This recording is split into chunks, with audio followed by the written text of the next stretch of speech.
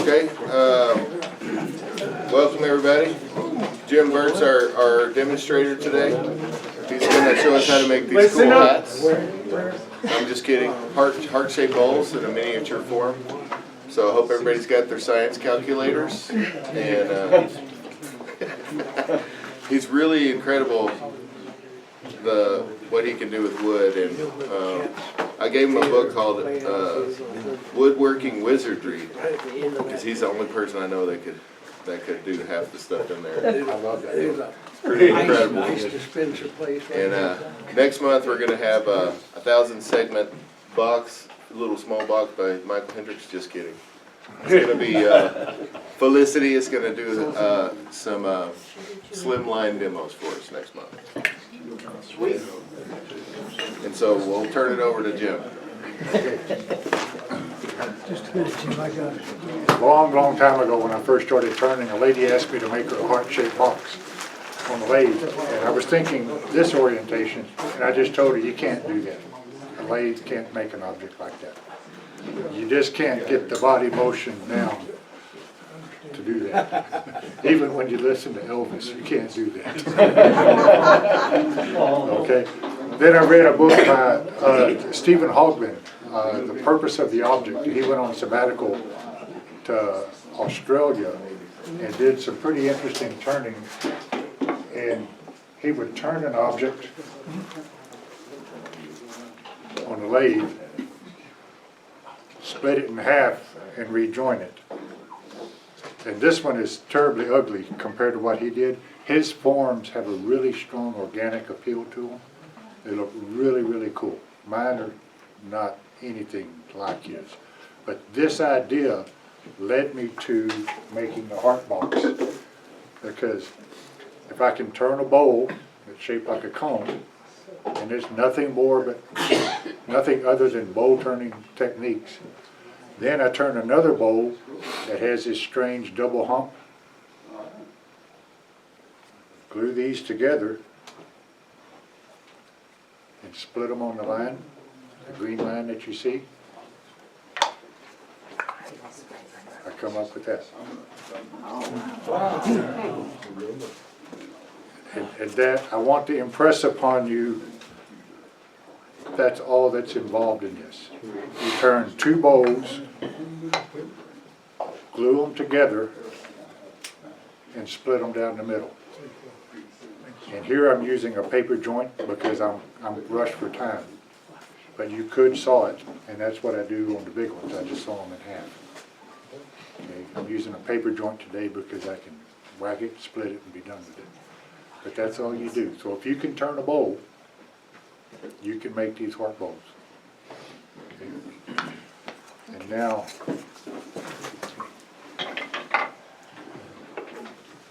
you can make them bigger.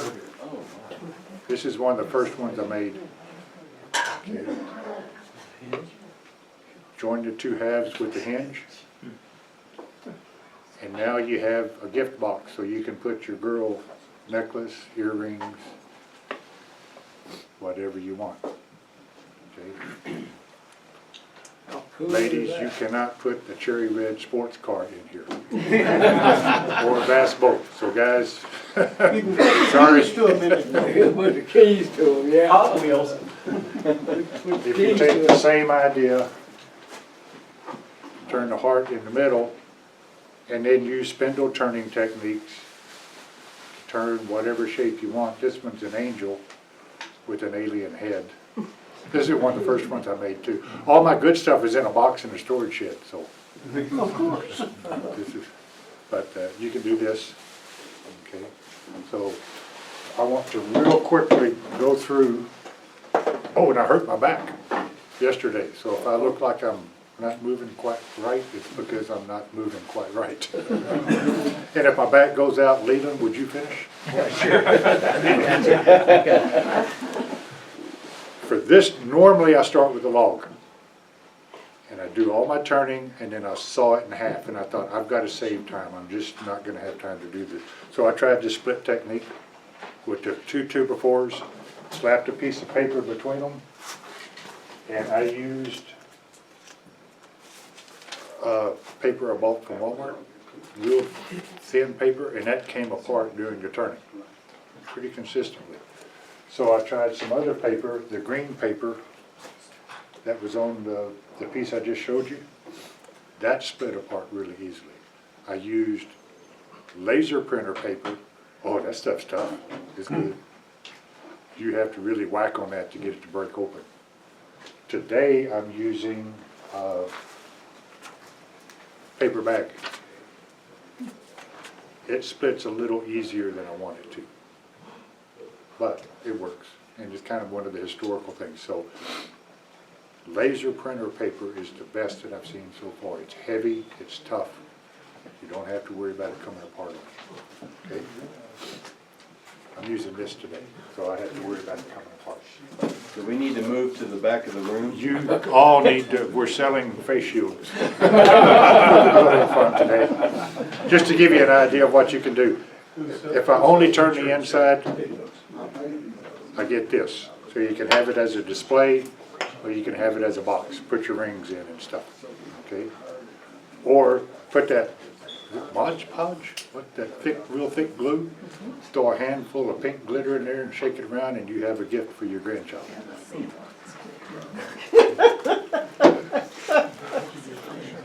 Jim, those two pieces, could you put a release agent in there where you can make a casting? Yes? Yeah.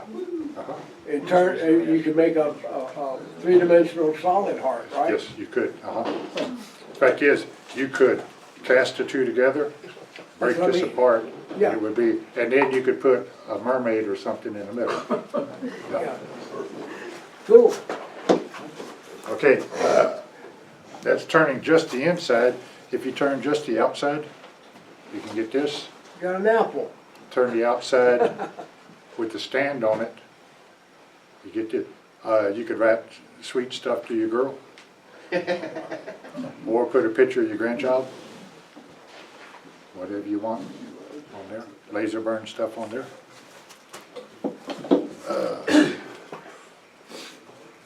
So there we hollow just the inside, then we hollow just the outside. Now we hollow the inside and the outside. We can get the heart bowl that I showed you at the beginning.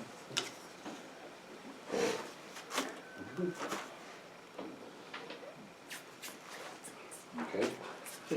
I don't see it. There's one more down there.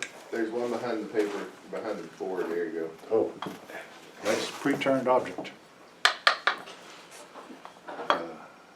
Well, anyway, the heart that I showed you at the very beginning without the stand, if you turn the inside to match the outside, you can make that, or if you add a stand during your turning, then you can put a teacup hook under here and hang something, like an engagement ring. Yeah, that's good. Or you can turn a round shelf and put just a slight curvature on it and put a shelf in here and then hang or put something on a shelf that you love. And of course, you want to make these bigger. It takes me 4 hours to make one of these start to finish, to get it right. For the little one, like that. Yeah. That's 4 hours. To make this, get the wood, make the stencil, or make the templates, do. So to translate, that's 4 years for me. You literally have to turn 2 bowls, that's it. Yeah. It's that hard. What's the biggest one you've ever made? This one. I turned it over and let you look at it, but You got stuff in it, yeah, I understand. somebody hid the ones that I was looking for. Okay, now, where'd you go? These guys. You can also do that. Hey, And if you look closely, this one, I did better on the head, I gave it hair. So it didn't look quite so alien, but it doesn't look pretty. Okay, here's another one, where I let the hair hang down to the shoulder.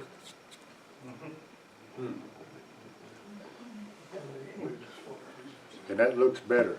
This is where an artist or somebody with a skilled drawing can make some really cool stuff, because you turn the heart And then you can do anything you want to the outside, so you can make an angel, butterfly, anything symmetrical, football. And then you can carve the surface so that these wings look like they have feathers. And the hair looks like hair. You can make the skirt look, or the robe look like a robe. Somebody with artistic skills can really jazz these up and make it unique. Okay. That's the full, and this is the last one. So 2 heart bows joined with the hinge. Did These you hinges, make by the the way. hinge as well?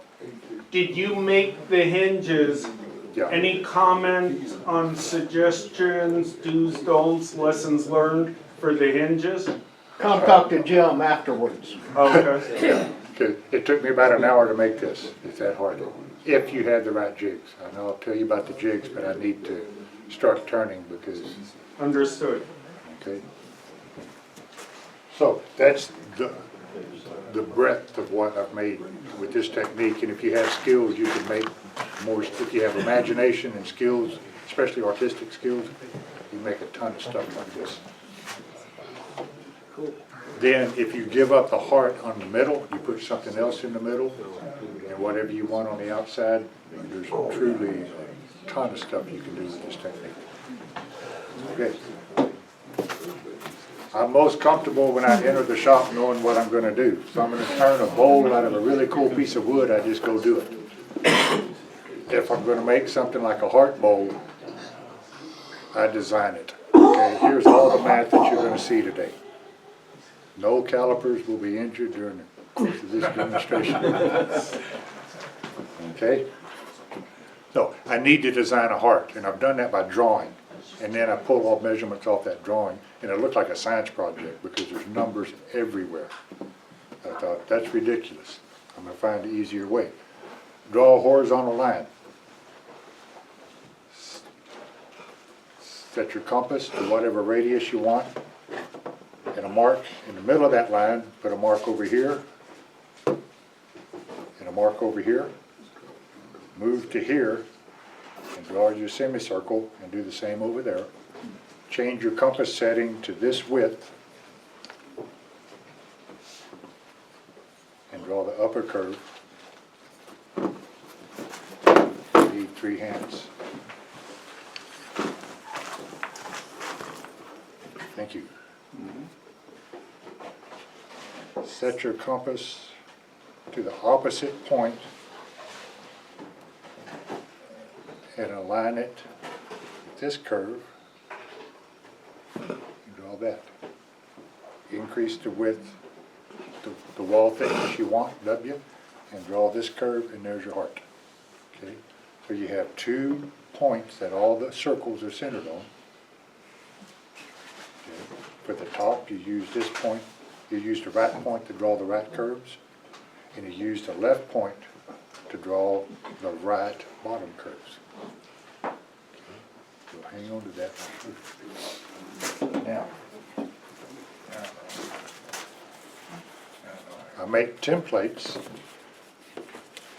and this is, I call this the cut line, and that separates the top from the bottom. So here's the upper bowl, here's the lower bowl, and now I need help getting this curve right. So I just make a template. And I line up on that edge, on this edge. I put my marks here in the center at this edge. I cut this back about a 1/16 of an inch so I can get the template inside before I have that perfect. And then all I have to do is make sure I have a uniform gap. And that gives me a pretty good. When I reverse mount this thing, I can't measure this wall thickness. So when I start cutting the outside, I can cut using calipers, but somewhere along the way, the chalk out here is going to block me. So when I flip that over and reverse mount it, I make a template, and now I can slide that template over and use sphere cutting concepts to take me all the way to the center. So now I have a way to guide myself as I make this entire top. The same thing applies to the bottom.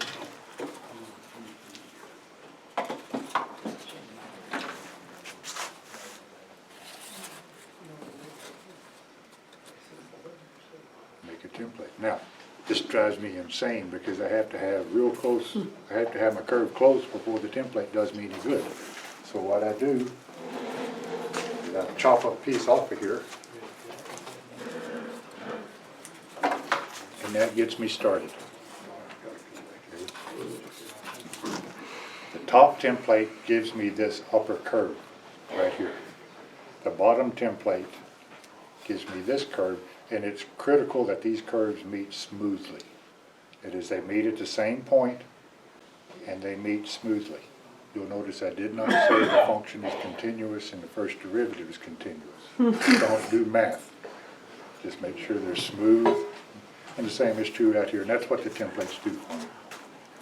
Okay?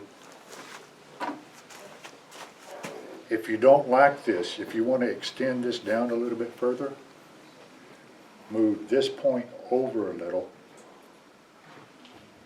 Oops, my hand ain't long enough. If I move this point over, it lengthens this radius, and that will drop this point down, so you can make this a little longer. If you want to make it a little bit rounder, move this way. I don't offer this as the best art, the most attractive art. It's the easiest to design. Because all you have to do is draw one line, set 2 center points, and draw your curves. Okay, any questions about this? Okay, that's all the math you get today. Thanks, Alan. Okay. Now.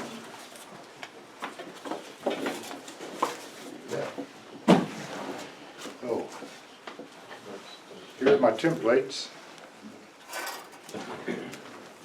Here's my version of that drawing.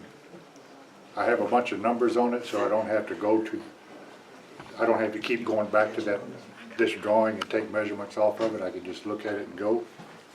But it's exactly what's on the screen. Every number I need is in this drawing. Okay? I have a little less than an hour to make this thing, so here we go.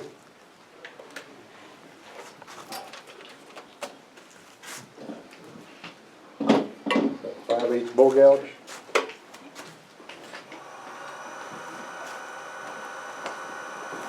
I started with a blank, something like this. Cut a tenon on each end, measured 1.5 inches in, cut it apart, mounted the top in there. Here we go. On the face, I've measured out 1.1 inches this direction. That gives me a 2¼ inch inside diameter. This is 9/16, that's the deepest part. And this line represents the outside diameter. Here we go.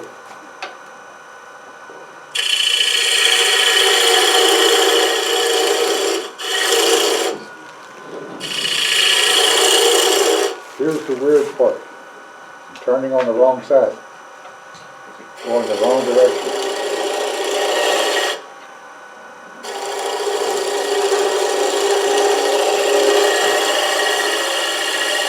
The same cutting principles apply,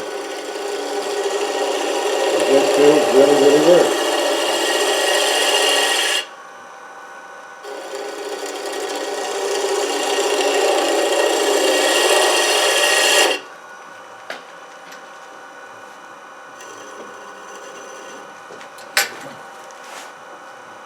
Oh, do not cut over there.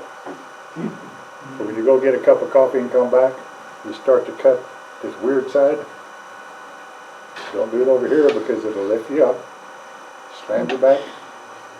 Got your bevel all wrong. It'll catch and rip a huge chunk out. I read that in the book.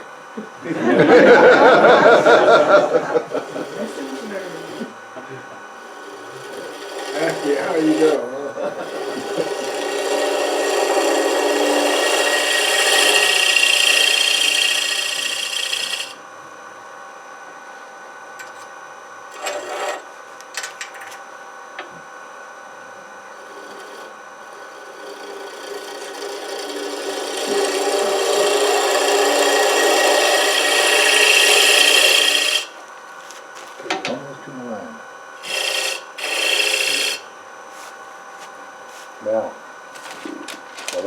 this cut going straight in and then start my curve. It's really important that I start going straight in. And that's why I made that cut. You can see it. I made this little cut here. And I'm going to modify it to go straight in. Then I'm going to try to curl around and pick up that curve.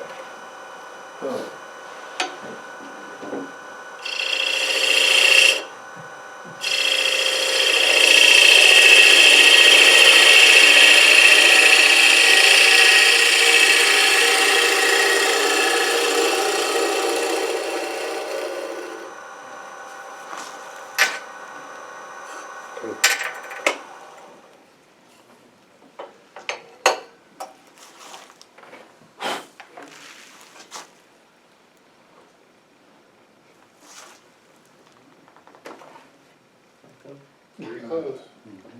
Kind of close. Now, I want to be close. I don't care what's going to happen out here, because I'm going to sand that off. It's going to be so thin and so weak at the end, I'm going to sand that off. Plus it sticks down farther than I like it anyway, so I'm using that center just as a place marker right now. Okay. But picking up right about here, I want that to be pretty close.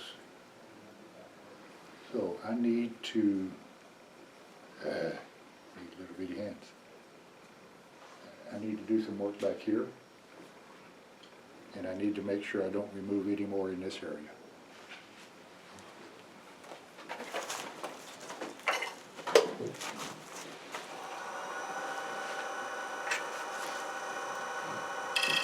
And I'm almost to the depth that I want.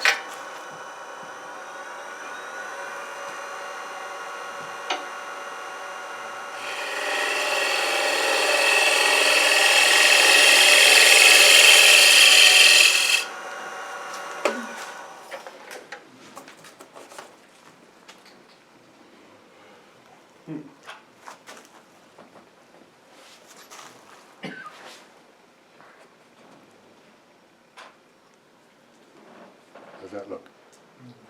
I got lucky. Okay, I've got a little bit, I've got a bump that I want to get taken care of, and then I'm going to call that good.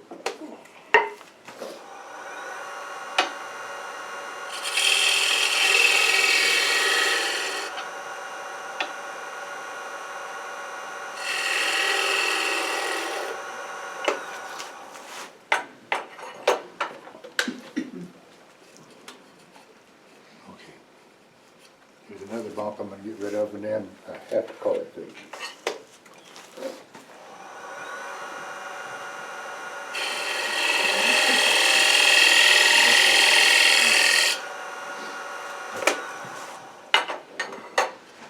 Okay, so let's get this in.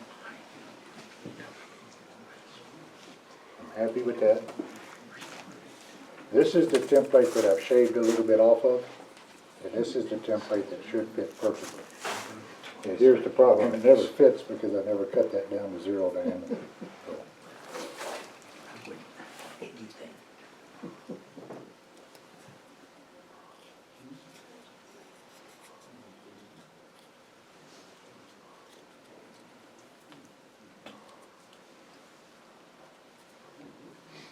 Cut an edge off of there.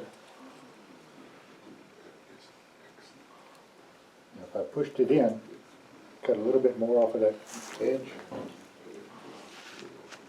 I think we're going to be okay. Can you see inside? Mm-hmm. Okay, I'll trust you.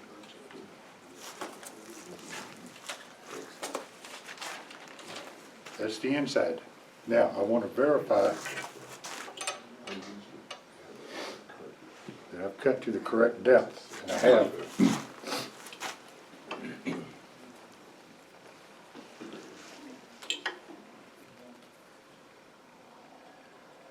So I'm going to make a mark there, then I'm going to come out 1/4 inch, which is my wall thickness. And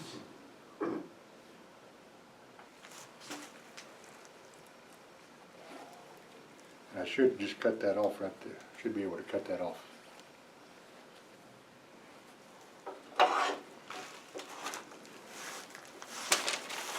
that mark I made is the depth that I just measured plus a 1/4 inch, which is my wall thickness, and I should be able to just cut this off right there when the time comes. That should be the top.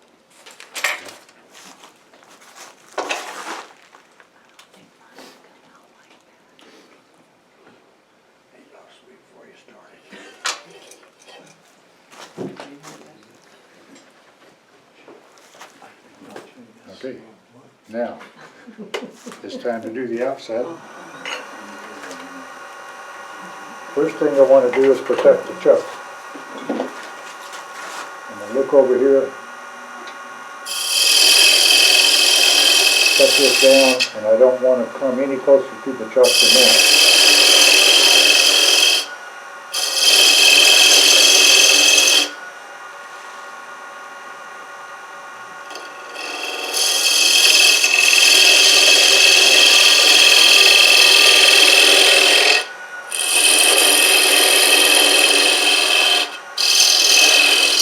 I want to leave some meat in here so that this doesn't vibrate.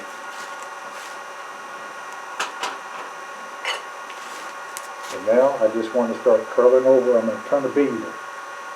All I'm going to do is turn a bead. And then pull out my calipers, measure that wall thickness.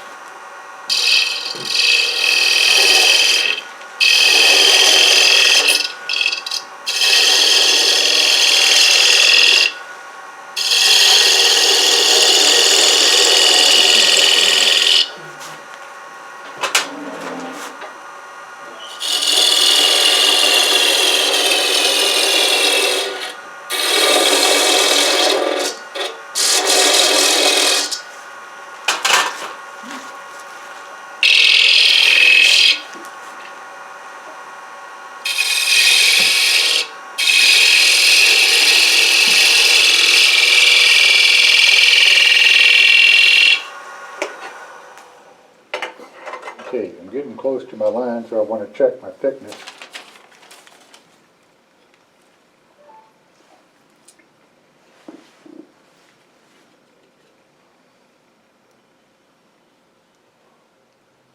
I've cut a little bit too much back, just a little.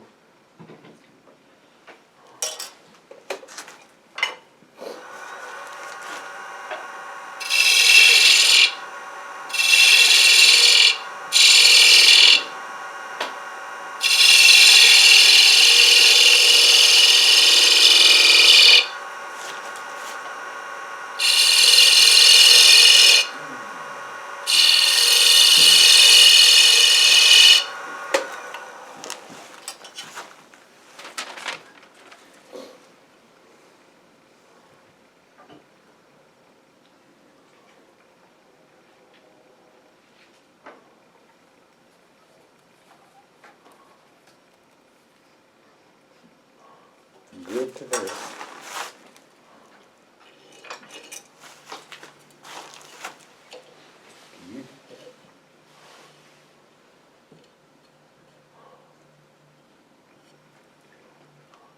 Where do I need to be? You can't see what I'm seeing, can you? I'm judging the gap, so I've got about a 32nd of an inch gap. It gets a little bigger and then a little smaller. So I've got a low spot here and a high spot here. And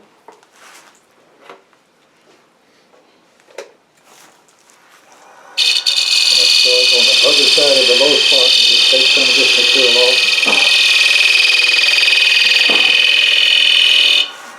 I'm real close to my line, so I'll shear scrape.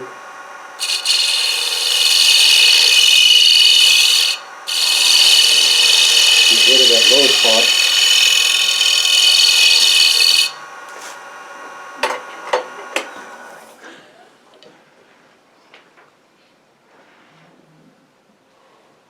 Okay.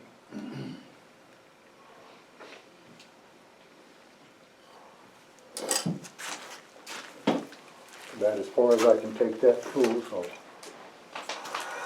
I'll come up with a detail gouge that I have a really sharp angle on. I do not suggest this for most things. I got used to using this and I really like it, but it has no forgiveness. If you make a mistake, you'll leave a spiral cut all the way across to the next one.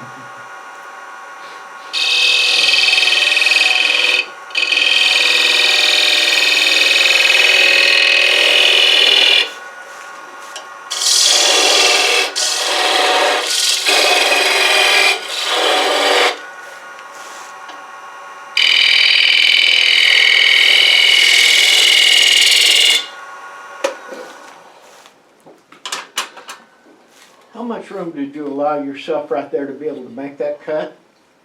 A ½ inch. I should have increased it to at least an inch, inch and a half. I'm cutting dangerously close to the chuck, and you can see this blew out. Okay. I need to move this over at least a ½ inch.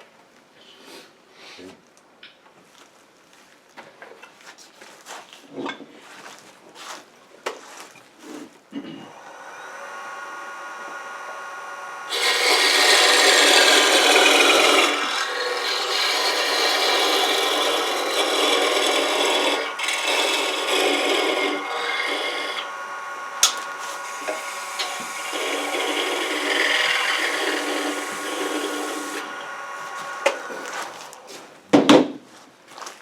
Okay. That's as far as I could go with it mounted that direction.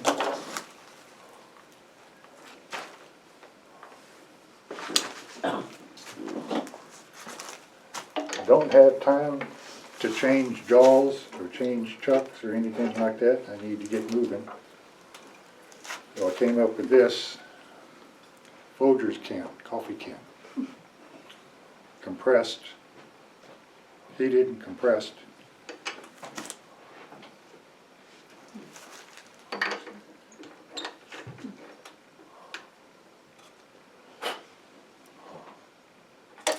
I'll do that.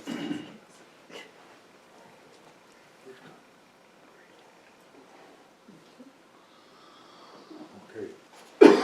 Up to this point, I've got a good profile. So, this fits in here. This goes in here.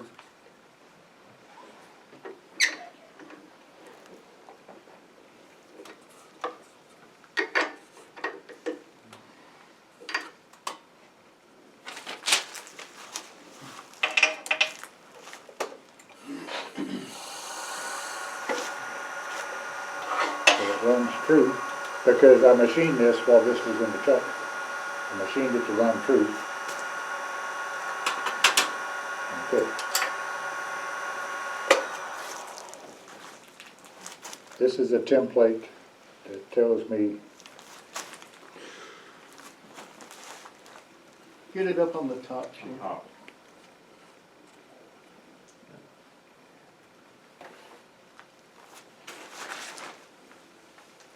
can't, oh.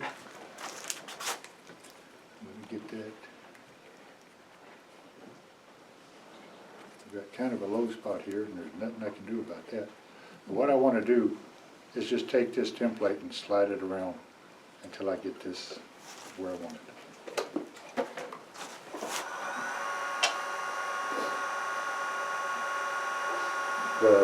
The plastic chuck insert, probably not the wisest thing if you have time to change jaws. Because I have a chuck, holding a piece of wood. That's not as good as a chuck holding a piece of wood. But it's quick. On here it's important I get the anchor, I get my bevel right, and then I start my cut. So I want to be gentle.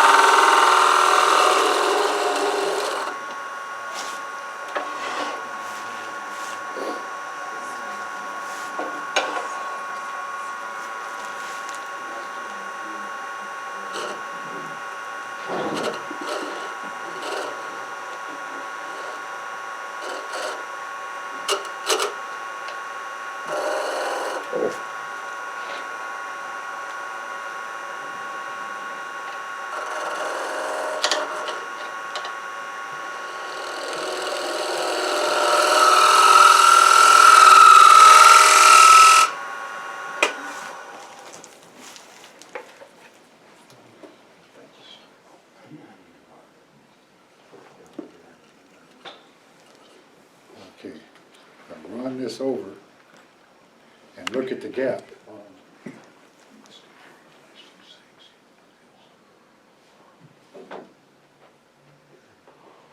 It's not terrible, but it's not great either.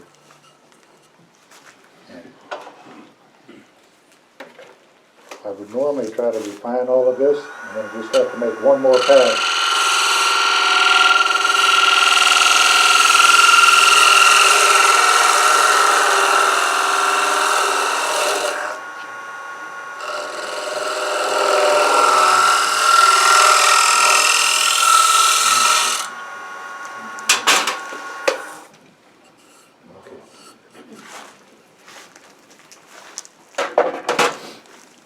We've got to move on, so I'm going to call that good. Okay, while you're changing things, when in this process do you do sanding? Hey, good question. So, I had it mounted at the beginning. As soon as I turned the inside, I put a pencil mark right at the very edge. Okay. Then I sand everything that I can, but leave the pencil mark, because I have to preserve this edge. If you drag the sandpaper over this edge, you'll round it over.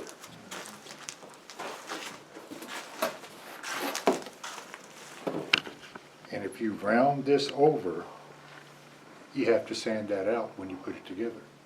I want this as crisp as I can get it. So I'll put a pencil mark here, I sand all of this stuff.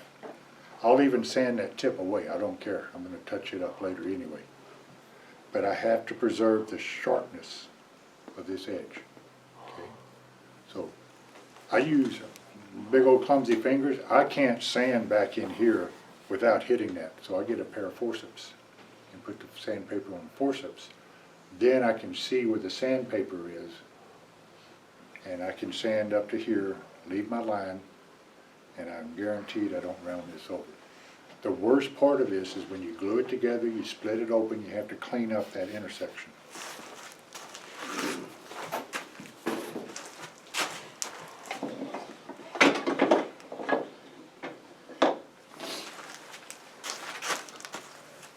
See how pretty that is? Feel. It did not come off the lathe that way. I had to sand it, scrape it, full with it.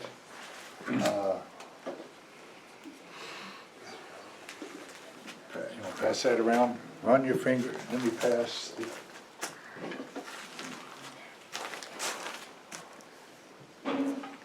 That's what that gap, if you'll pass this one that way. Any error that I make here, I have to correct when I put that together and split it. So I want to make absolutely sure I don't do that. Now, that sands the front, and the one thing that I forgot to do was flatten this face. It's absolutely critical, and I didn't do it, and I'm about to pay for it. I take a flat piece of wood, sandpaper, while this is spinning, I just barely touch it, just to flatten this face, because it has to join the bottom with a flat face. When I flip this over and turn the outside, before I take it off the red chuck, I want to sand this region. Because when I glue these two together and mount them in the lathe as a clamp to hold the glue, I won't be able to sand this area because of the tailstock. Okay. I don't need to sand this. I'll have access to it when it's mounted, and I can sand that. But I don't have access to this part. Okay, now let me leave that. Any questions about the top bowl?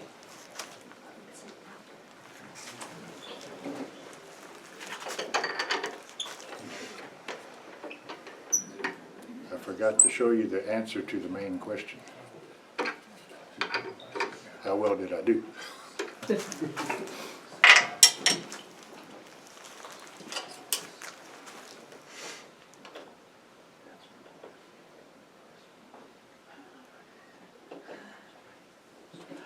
Good enough. Good enough. I wish I knew a way for y'all to see that. Yeah. Close enough for them to work, huh? But,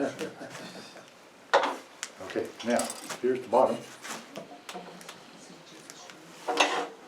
Again, I'm going to turn another bowl, this time cone shaped.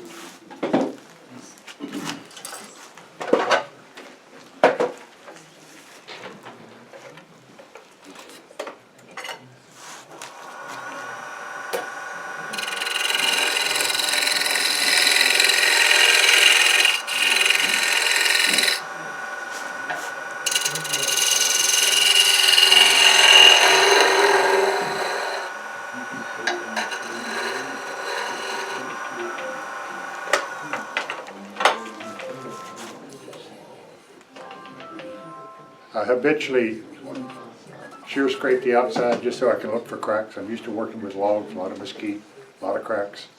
But I want to make sure this joint is tight, the glue joint's tight, and I don't have any big cracks in the wood. Okay, and I'm going to face this off.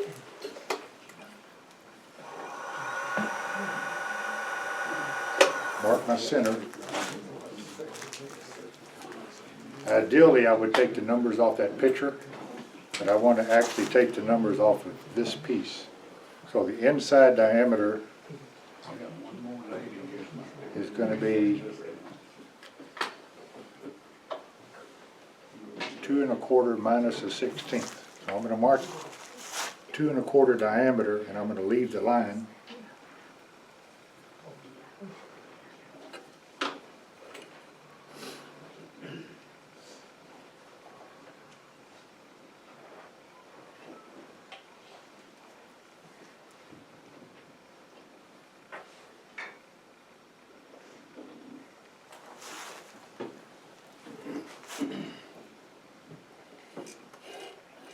Here's my outside diameter. Here's my inside diameter.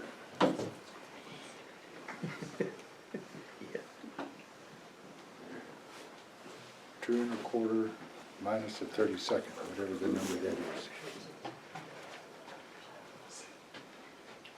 So if I cut just to this line, I should be okay.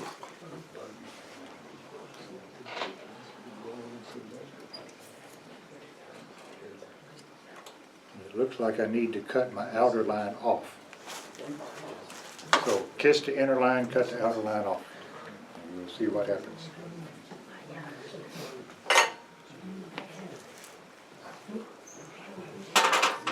Next thing I need to do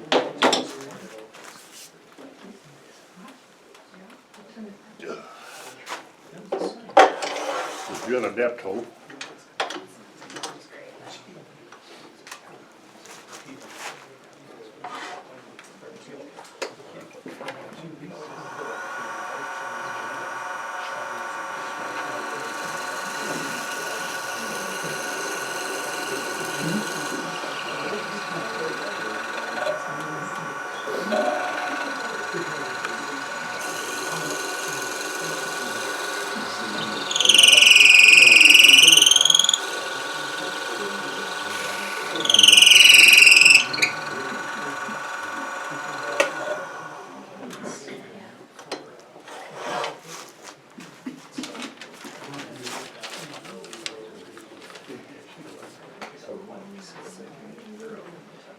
Here's the bottom that I'm turning now, and that's the depth that I'm going to drill to.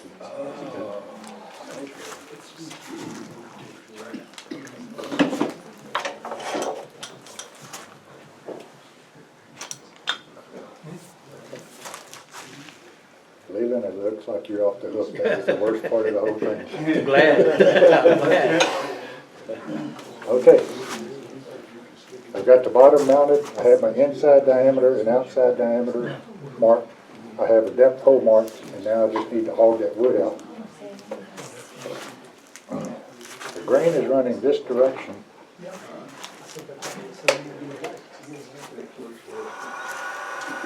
If you remember, the inside is a arc of a circle, and the center point's about right here. So, the way I've been working on this is get started and hog that hole out.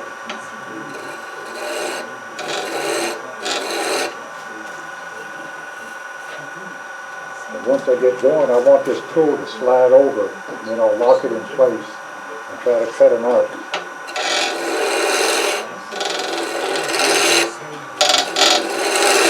I have no delusions that that arc is at the appropriate radius, but it's kind of close, at least in the ballpark. And lets the hog wood out really quickly.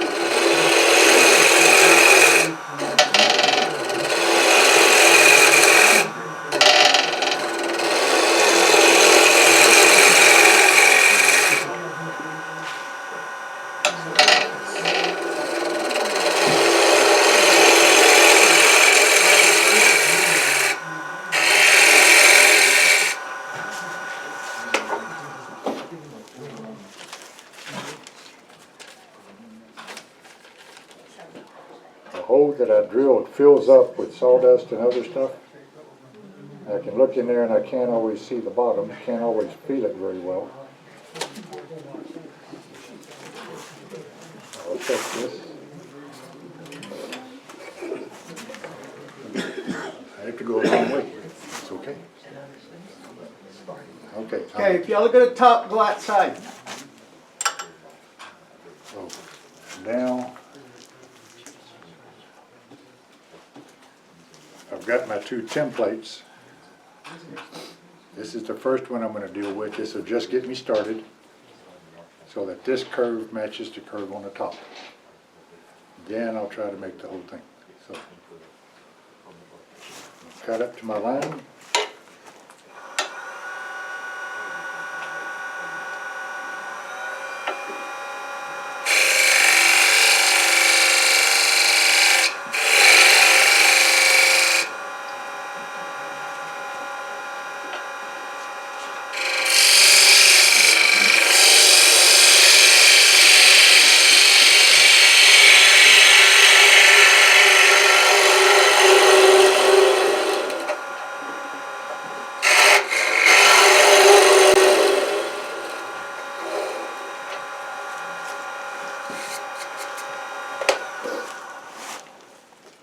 Tell I'm in a hurry. I never do that on wood anymore. Almost lost the phone.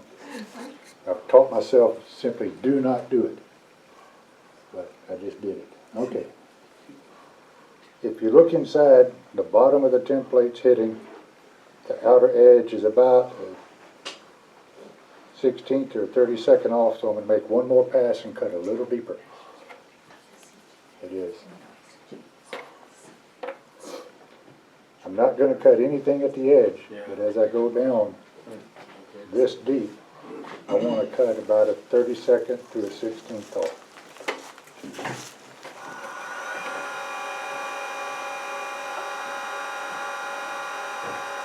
I'm going to get my anchor. I'm going to get the middle of the bevel rubbing, rotate. I see dust, so I know I'm cutting. I'm going to rotate just a little more to get that angle.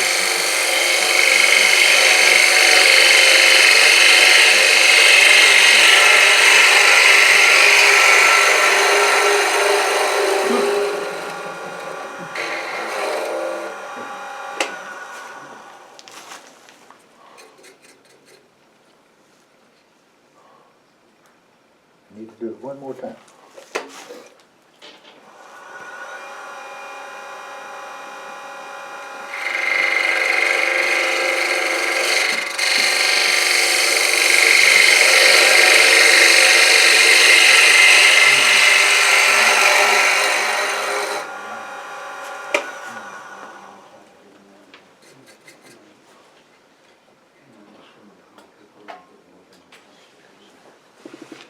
How's that look? I need just a tiny bit, but I know how to do that. Now, Would you want to do that with just sandpaper, or? That's what I was gonna ask. I'm gonna scrape it with the side of my, so. Shear straight. As I come out with this, the last thing I'm gonna do is just put this tool on its edge, on the side, and just real gently drag it out. And I'll drag and cut, and then right before I get to the lip, I'll break the cut off, so that I take that tiny bit. And I'm coming in a direction that gives me the least likelihood of tear out, the best cut direction. Okay, now. I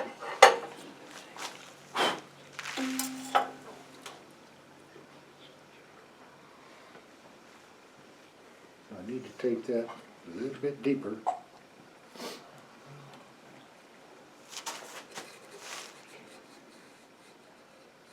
Okay.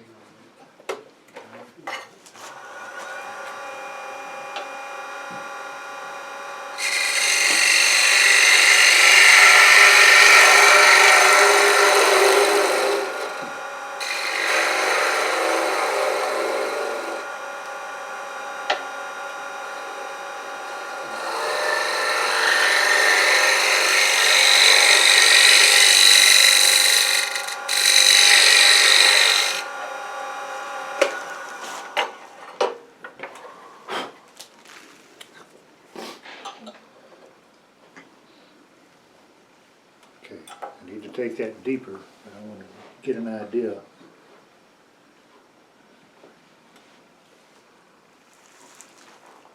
Can you see? Yeah. Does it look okay?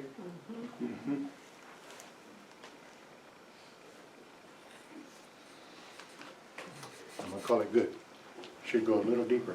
If I was making this for someone, I would spend 30 minutes on this one thing.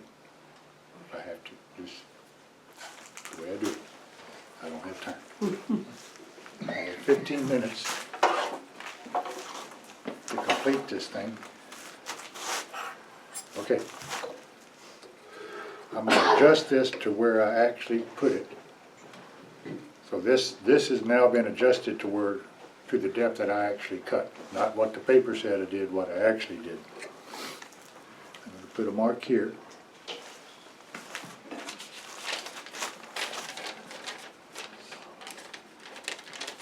I'm gonna measure this distance, which is 9/32 of an inch. And I'm gonna come down 9/32 of an inch. This should be the bottom of the bowl.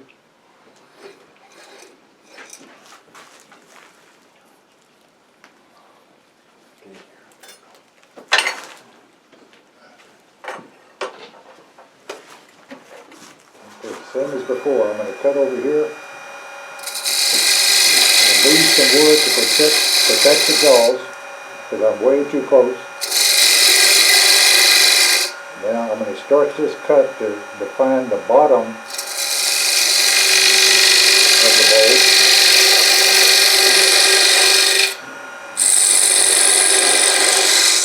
I don't want to stop the cut.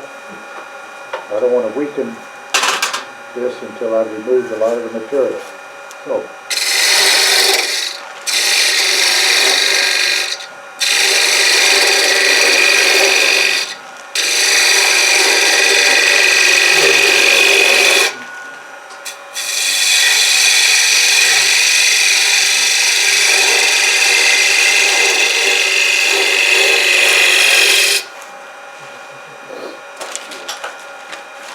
I'm trying to envision an arc that starts here and ends at the center of the wood here. Yeah. Okay? End over there. There you go. Oh, you're looking at the picture. I was giving you a backdrop. Okay, I'm trying to visualize an arc that starts here and ends on the center line here. So I'm going to leave a bunch of wood in here and just guess. And if I had time, I would stop and measure quite often, but I don't have time.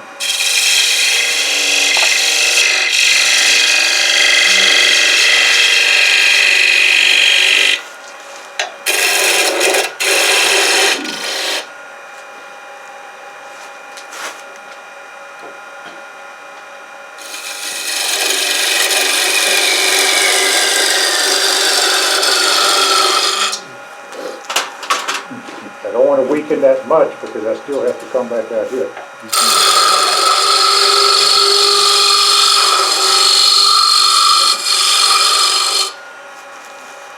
Okay. Just check.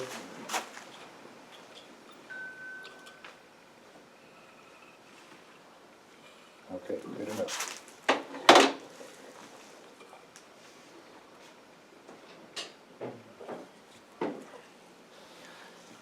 Okay. I'm gonna just cut up to the line. Oh, sanding, same thing as before. Put a line right at the edge and leave it. Sand all you want. When you get close to the edge, I use forceps to hold the sandpaper because my big old fingers get in the way.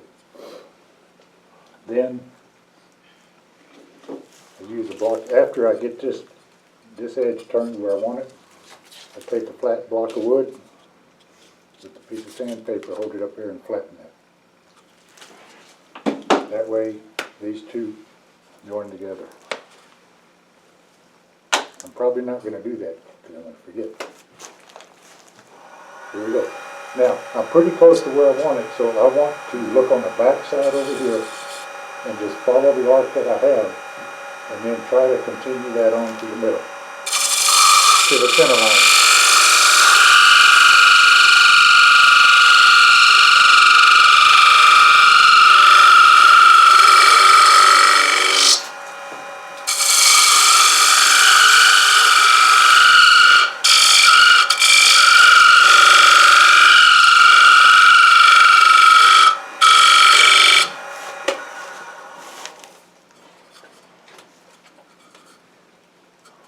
Okay.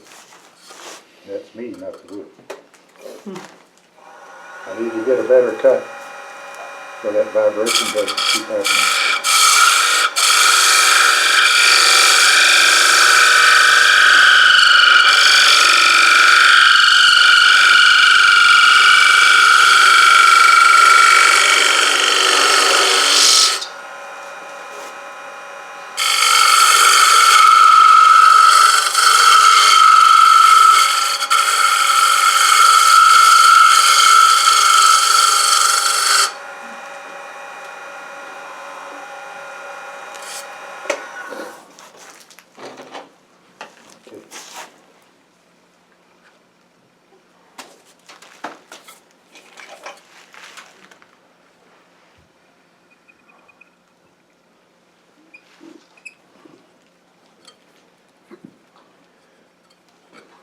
Good enough to here.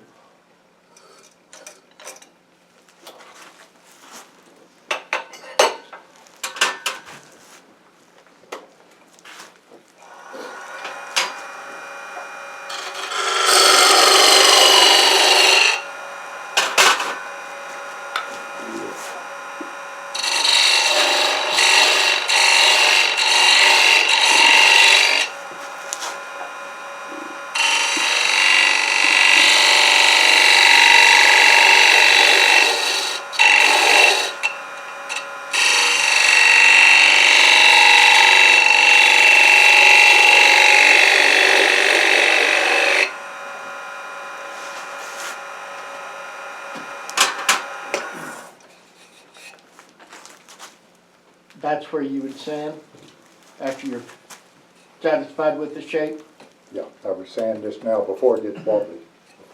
No, I'm talking about the outside surface. Nope, the outside I don't have to worry about. Okay. Because after I glue it together, I'm going to sand both surfaces together. Gotcha. So, need to curl that over a little bit.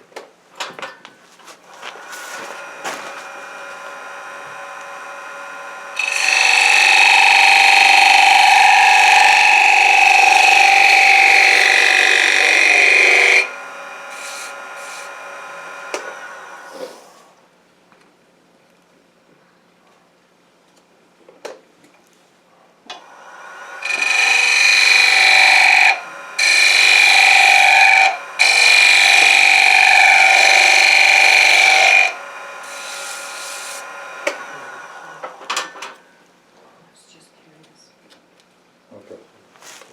I would like to work on that and get it better, but I don't have time, so.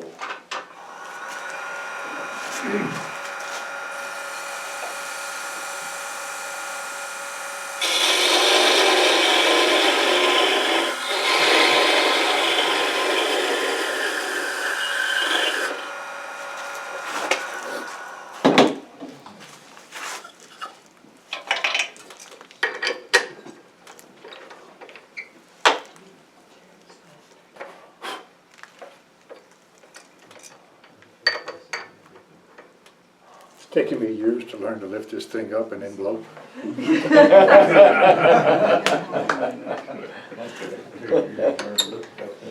I am capable of learning. Okay, this is clean, that's clean.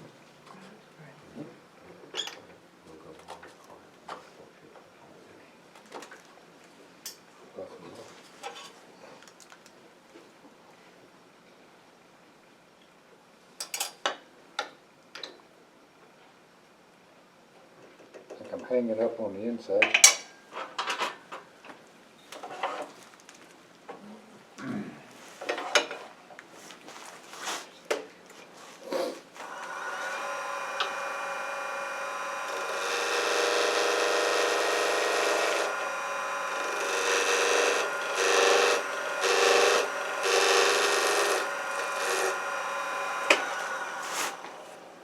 When I machine this stuff, I cut intermittently. You get these long, beautiful shavings coming off, and then they get rolled up, caught up in the truck, and start doing that. If you just make an intermittent cut, it breaks those chips off. You don't have to put up with that mess.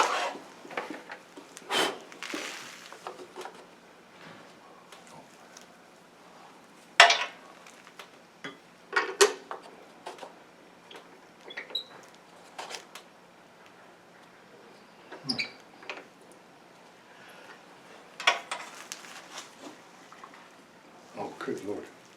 I stopped way too soon.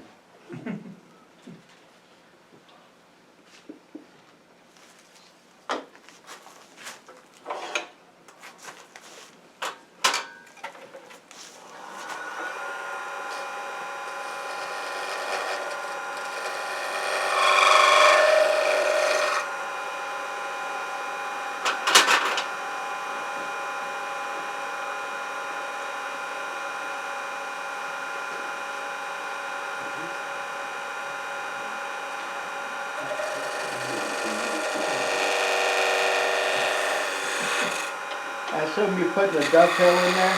Yes.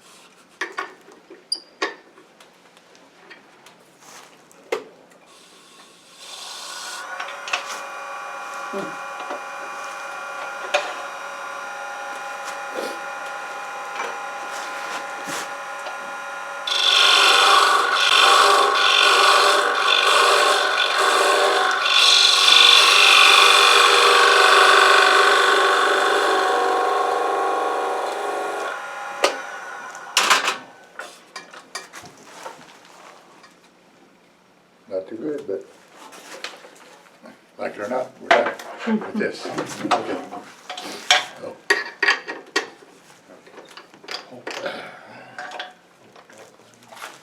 I got way too big of a hurry and left this outside diameter too big. And the wall thickness isn't terrible. Okay, the next thing I need to do is take one of my offcuts,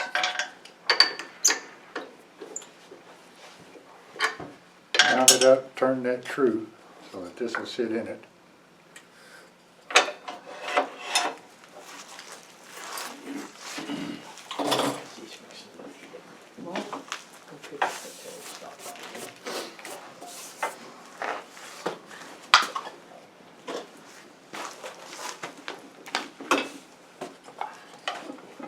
Let me take that, I'll need it.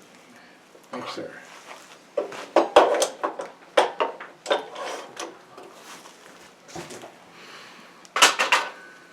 Time to glue this guy together. Knew you forgot something. Where's blue?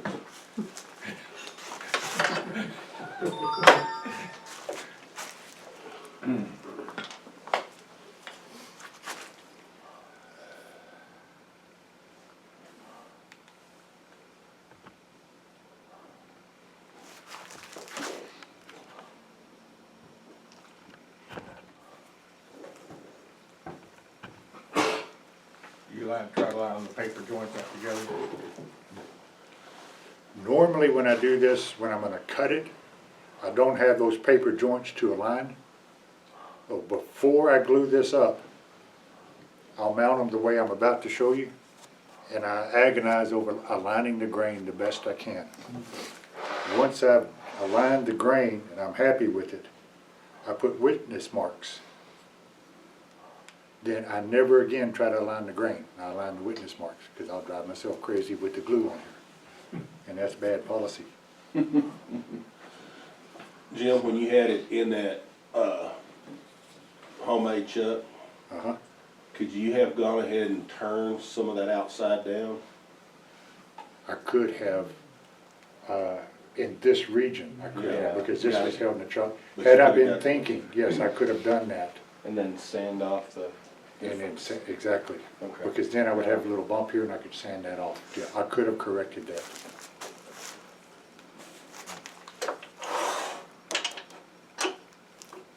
Okay, I've got a point going into a paper joint. Be reasonable. Okay. So I'm going to spin this to get that seated. Turn this and then spin it to get it seated. Okay. Turn the speed down.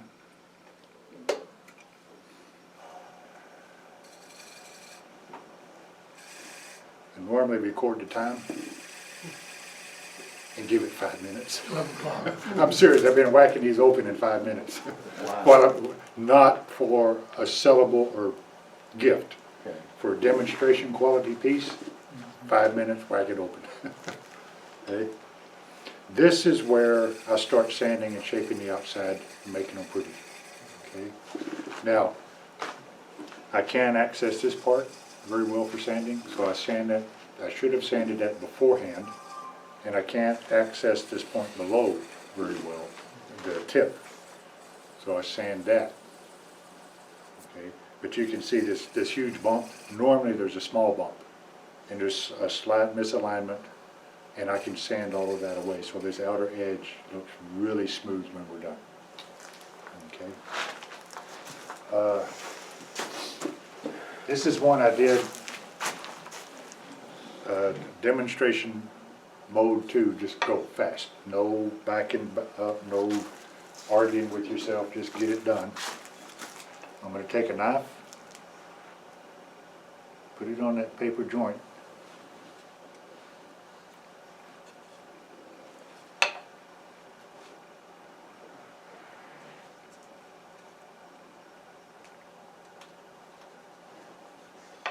Once I'm sure I'm actually in the paper joint.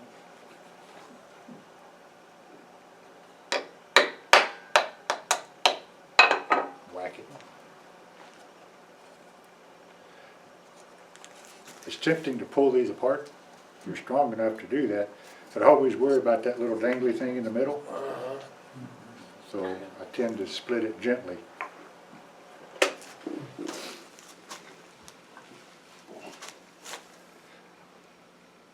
See how far down this sticks? That's too far for me. And it's also pretty fragile right here.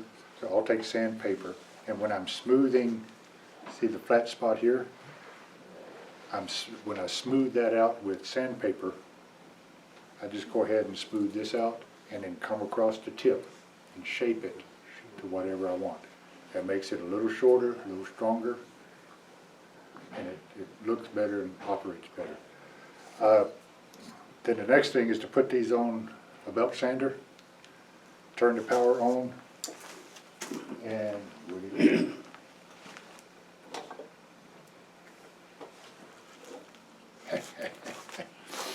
okay, I know better than to put these on a belt sander because they are incredibly difficult to hold. Put it down like that and try to pick it up. It'll squirt out, especially if you're on the sander and your fingers are covered in dust. Yeah. It's hard to pick this up, and when you do, it tips. And you sand And your then fingers. that Don Williams song, "Some broken hearts never mend." slams into that end piece and. You see, I know better than to do this, but I got in a hurry yesterday, and I thought, I don't wanna sit here and rub on this thing, so I turned the belt sander on, and the next thing I knew, I was standing there wide-eyed thinking, that's none of your business what I was thinking. Teaching opportunity. Yes, so don't use the belt sander with the power on. I use a belt sander with coarse grit to knock the paper off, to flatten these, okay? The other thing, well, But this it's is, not running. it's not running, yes.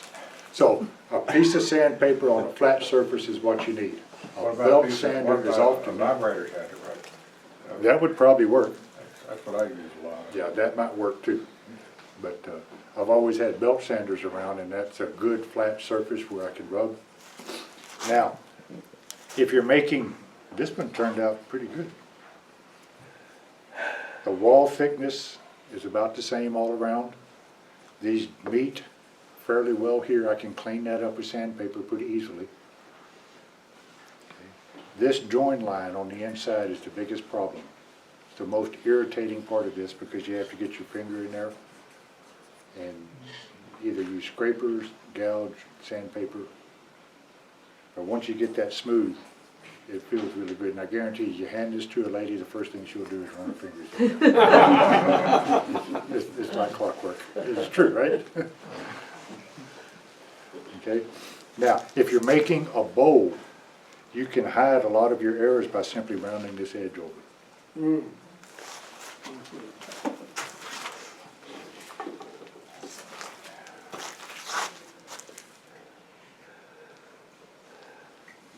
How bad does that look? Got it. The edge, That's right. the wall thickness? It's okay. Well, if you take a really, really close look at it, you think, I wonder if he was sober when he did it. You can hide a lot of those edges, those edge problems by just rounding that over. Now, if you're gonna make a box,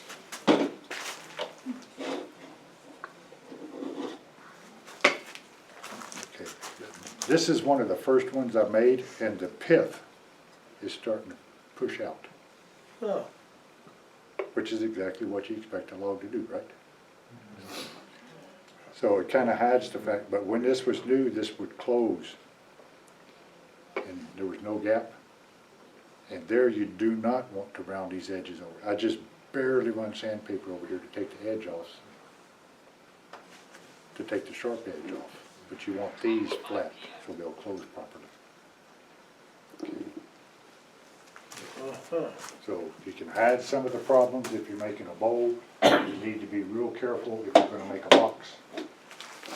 Okay. I'm not sure I want to open this up, because I got in way too big a hurry.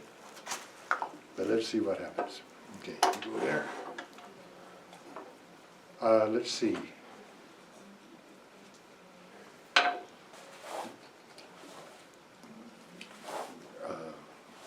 Christian was gonna put that right up on the website. Mary has my phone. Nope. Ken I has, forwarded it to Kim, Okay. Kim's gonna put it.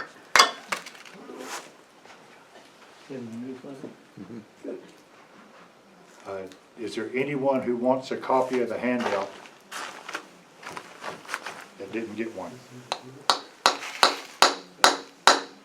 Is that what you said you put on the website? Yeah.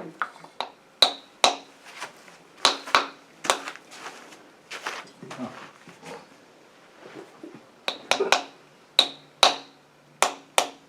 There we go. Finally found the paper. Paper's probably a little soggy at that point. Okay, so. Wow. This needs to be taken care of. I've got some, this isn't perfect, but it's not terrible. That's not, yeah, that's not bad. Now, it would take me an extra 15 to 30 minutes to get that right. I'm just getting in there and making that cut and coming this way, which is normal, and this way, which is abnormal. I have a really hard time. It occurred to me that I could use the same trick I used with the emerging bowls. Make your template and cover it with crayon oh, and stick it in there, and then just shave the crayon off. That way, even if I have a weird distorted view of the template while it's in there, my back is feeling better. Let's see if I can do it. Got it.